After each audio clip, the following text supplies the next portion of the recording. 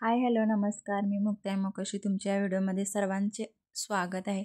तर आज मी हा व्हिडिओ यासाठी बनवला आहे की बघा, अ, गावात म्हणा शहरात म्हणा तर भरपूर मुलींवर अत्याचार किंवा बलात्कार होत आहेत. तर आपण याची आधीपासूनच काळजी घेतली पाहिजे. हे खरं तर कोणी सांगत नाही पण मी सांगते.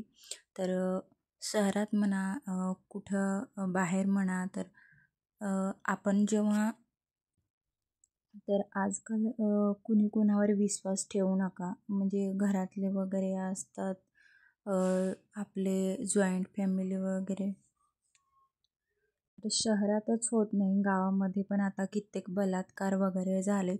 तर याची आपण भरपूर काळजी घेतली पाहिजे. तर आत्ताची काल परवाची घटना आहे पुण्यातली.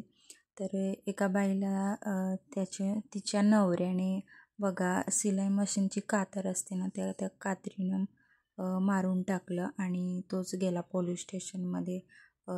त्याने व्हिडिओ दाखवला, व्हिडिओ काढलेला मारताना वगैरे. तर हे बघा असे केसेस ज्या होऊन गेल्या. त्याच्यामुळे बायकाने एकदम सावध राहायला पाहिजे. मुलींनी वगैरे बाहेर जाताना वगैरे हे भरपूर सारे आपण आपली काळजी घेतली पाहिजे. अनोळखी व्यक्तीला नंबर देणं किंवा घेणं, बोलणं. तर हेच मला सांगायचं होतं की तुम्ही काळजी घ्या स्वतःची. आपल्या घरात जर मुलगी वगैरे असेल तर तिच्यावर लक्ष ठेवा. म्हणजे कुणी तिला त्रास देतंय का, कुणी मुलगा वगैरे त्रास देतोय का, ती टेन्शनमध्ये राहते का, हे सर्व आपण चौकशी घेतली पाहिजे. कारण आताच्या मुली पण तर भरपूर अशा केसेस ज्या आहेत त्या होऊन गेल्यात. आणि पुण्यातली एक दुसरी घटना सांगते मी.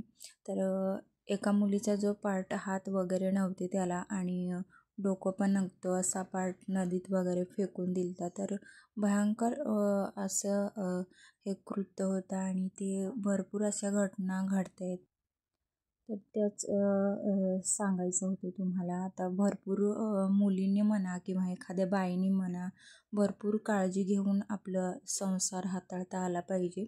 कारण बाहेर राहायचं म्हणलं तरी ही काळजी आपल्याला घ्यावीच लागते. कारण शहरात राहणं एक गावातल्या माणसानं कसं शहरात राहिलं म्हणजे चांगली किंवा चांगलं असतं, तर तेवढंच धोक्याचं पण असतं. कारण एवढं ना केसेसच्या घटना ऐकून ना राहू वाटत नाही. पण पैशांसाठी म्हणा नोकरीसाठी म्हणा ते येत असतात गावाकडची लोक वगैरे. तरीही आपण काळजी घ्यायला हवी. जर पोरं बाळं असतील तर त्यांच्याकडं जास्त लक्ष दिलं पाहिजे.